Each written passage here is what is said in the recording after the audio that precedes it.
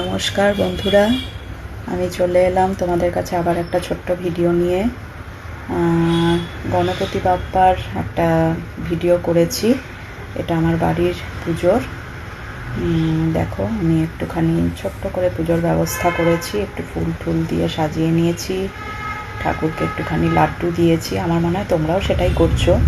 এখানে আমি 21টা দুর্বা দিয়ে আর জবা ফুল সব কিছু দিয়ে করেছি। এটা হলো আমার সিংহাসনের গণপতি বাপ্পা। এ আমার সব সময় এখানে থাকে সিংহাসনে। আর যে ঠাকুরটাকে আগে দেখালাম সেই ঠাকুরটা একটু অন্য জায়গায় থাকে, ওকে পুজো করার সময় ওখানে এনে রেখে আমি পুজো করি। আর এই গণপতি ঠাকুর হচ্ছে আমার সিংহাসনের গণপতি ঠাকুর। একেও আমি লাল জবা আর দুর্বা দিয়ে পুজো করে নিয়েছি। গণপতি ঠাকুরকে, গণপতি বাবার সামনে আবার ভোলে বাবাও আছে আমার।